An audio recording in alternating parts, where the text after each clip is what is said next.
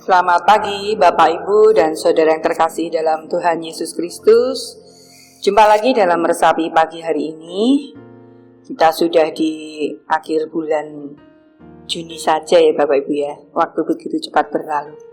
Baiklah Bapak Ibu dan Saudara yang terkasih, kita akan mendengarkan firman Tuhan pagi ini.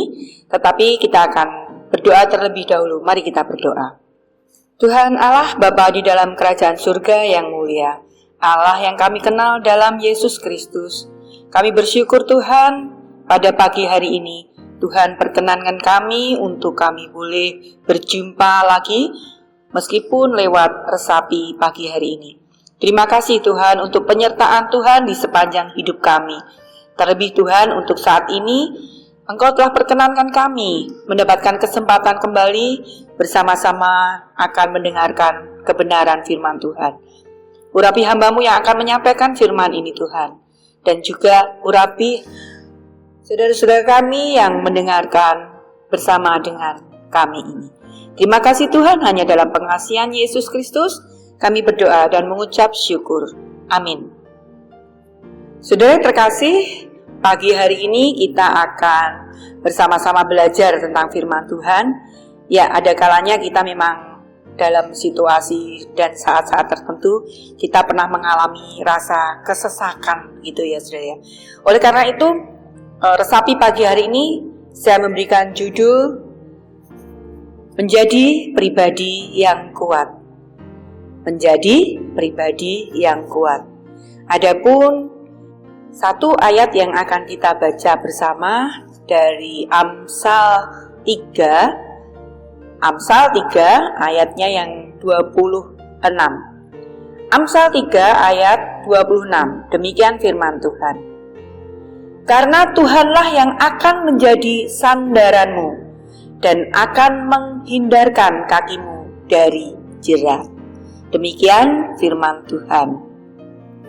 Saudara yang terkasih dalam Tuhan Yesus Kristus, mungkin di antara kita pernah ya mengalami satu persoalan, satu permasalahan. Ada saat di mana kita tidak mampu untuk mengendalikan persoalan itu. Ada saat di mana langkah kita menjadi terhenti. Mungkin kita merasa bahwa sudah melakukan yang terbaik. Namun kenapa ya kok kenyataannya hasil yang kita dapat tidak sesuai harapan kita. Saat segala sesuatu yang berada di luar kendali kita ini, saat persoalan menutup langkah kita, saat itulah kita ingat ada Tuhan gitu ya. Sering saudara ya saya mengalami hal itu juga. Ada waktu di mana kita harus memang berserah untuk berlutut di bawah kaki Tuhan. Dan mungkin jalan satu-satunya yang kita kerjakan saat itu, kita akan berdoa berkali-kali untuk persoalan yang kita hadapi. Dan saat ketika kita berdoa, saat itu pula lah Tuhan merajut jalan keluar yang terbaik bagi kita. Dan ketika kita benar-benar bersandar pada Tuhan, maka tidak ada satupun yang dapat membuat kita rapuh. Kita akan menjadi pribadi yang kuat akhirnya, yang mampu berdiri teguh di tengah badai yang gemuruh. Tidak akan ada yang boleh membuat kita jatuh, sebab Tuhan yang menopang langkah kita. Ada lagu yang menyatakan gini ya, Tuhan menetapkan langkah-langkah orang, seperti itu ya. Dan kalau kita terjatuh, kita tidak akan sampai tergeletak, asal kita selalu berpegang pada Tuhan. Pegang tangan Tuhan saat hati kita mulai takut. Panggil nama Tuhan saat beban kita terasa berat. Dan tentu saja kita berserah pada Yesus saat kita tak mampu lagi melakukan apapun. Pernah suatu saat saya mengalami hal seperti itu ya. Jadi sudah di tempat kerjaan tidak ada penyelesaian, di tempat rumah tidak ada penyelesaian, apalagi di teman yang kita ajak curhat tidak ada penyelesaian. Lalu kita mulai sadar bahwa tidak ada yang bisa menyelesaikan masalah kita kecuali Tuhan. Kok bisa? Iya bisa ya saudara ya.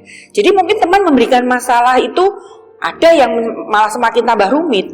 Ada juga teman yang memberikan jalan keluar, itu bisa memberikan jalan keluar yang baik. Tetapi mungkin itu bukan yang terbaik. Jadi saudara yang terkasih dalam Tuhan Yesus Kristus, masih ada Tuhan yang tidak akan pernah mengecewakan kita. Teman mungkin bisa mengecewakan. Bahkan, maaf ini ya saudara, suami atau anak bisa saja membuat kita kecewa.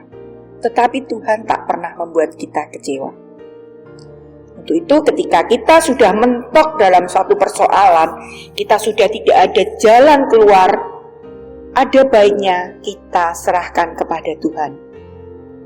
Mungkin ada sebagian kita yang merasa ki paling ngomong tok gitu ya. Tapi tidak saudara. Dan ini benar terjadi dalam hidup saya. Ketika saya punya masalah, ketika saya punya beban hidup dan itu mentok di teman atau mentok di saudara atau mentok di bahkan suami sekalipun, itu tidak akan pernah mentok di dalam Tuhan. Pasti ada jalan keluarnya. Jalan keluarnya kapan? Kadang kita bertanya dalam hati kita ya. Ya pasti Tuhan pasti memberikan tepat pada waktunya jalan keluar itu. Mungkin sebagian kita merasa bahwa ini tenanan ora to, nek engko ngene iki engko akhire yo padha wae. Tidak saudara ya. Tuhan tetap memberikan jalan keluar yang terbaik untuk kita.